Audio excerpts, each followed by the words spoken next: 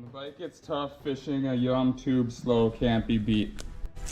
Look at that tank. This thing is so freaking thick.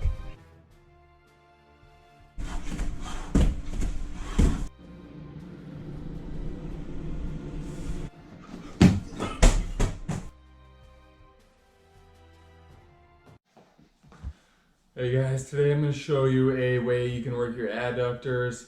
So if you're unfamiliar with what the adductors are muscles on the inside of your thigh.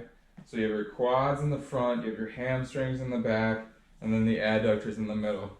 There's a few different muscles here: adductor longus, adductor magnus, gracilis. There's a couple other ones I'm forgetting. It's been a while since I took anatomy, but some of these muscles are used in hip flexion, so bringing your hip up to you. Some of them are used in hip extension, so extending the hip behind you.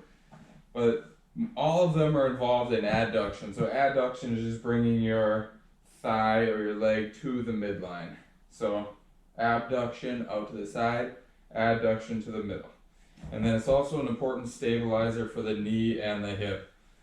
So these do get worked in a lot of different ways. Like I mentioned, if you're doing any kind of hip flexion drills, you are working the anterior portion of the adductors. If you're doing hip extension, you're working the posterior.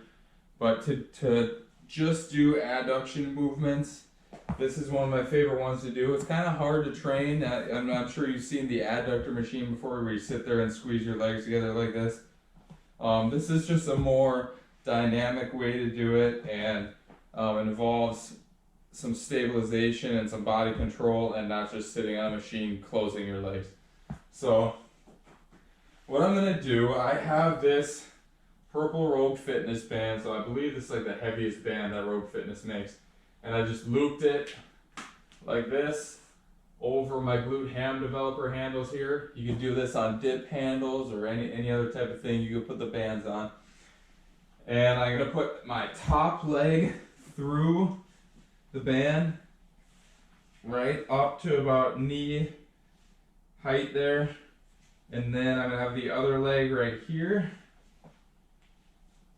And what I'm going to do, I'm going to have both hands in front of my body like this, one up to the, like under my head, and then one right here.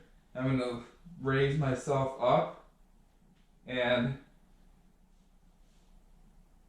so I'm pushing down with this adductor to pull my body up, and then I'm squeezing my other one, my bottom one, up to meet it. And then I come down to the ground, let it go all the way, squeeze, get up, come back down, squeeze, up.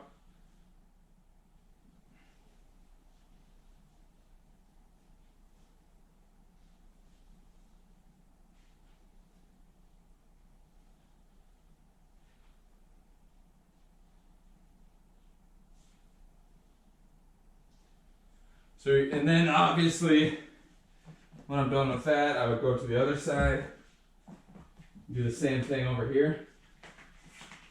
Same amount of reps, so up, squeeze. So I'm working both adductors at the same time. This one is squeezing in and lifting my body up off the ground. And then the one on the floor, I'm just using to also lift up to this one and not just laying it on the ground, because lifting this one up off the ground makes this one work harder and also makes this one work just squeezing it together. So how I program these in my training, I usually do them just once a week, and I'll do like maybe 2 sets of 10 on each leg or something. Just enough where you're giving it some kind of a stimulus, you're making your adductors stronger, and they kind of balance out your leg development and your leg strength. So it's not like you have to do these a ton, just enough to kind of shore them up a little bit, because even though I said your adductors are getting some work in hip flexion and hip extension exercises, they're definitely not the prime movers of those exercises. So to hit them directly at least once a week, give them some training stimulus and help them get stronger for any kind of lateral movements or cutting. Make sure they're strong, make sure they have good length, so everything stays stable here, your knee stays stable, and your quads or your hamstrings or something are not so much stronger than your adductors that doing any kind of like quick explosive movements could pull a groin. So hopefully you found these useful. I'm sure there's other ways you can figure out how to do this, but this is one of my favorite ones I've found. I do like the band too, just compared to just maybe putting your leg up on a bench and doing something like that, because the band moves a little bit, so you have to stabilize it a little more. And the band is just comfortable because it sits nicely on your leg. This band is so wide, so it distributes the pressure evenly. If you have your leg up on a bench, you can kind of start sliding off the bench while you're doing this.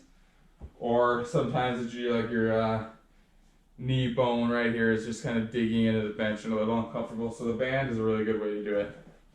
So hope you guys like this movement demonstration here. And I recommend putting it into your program about once a week, couple sets.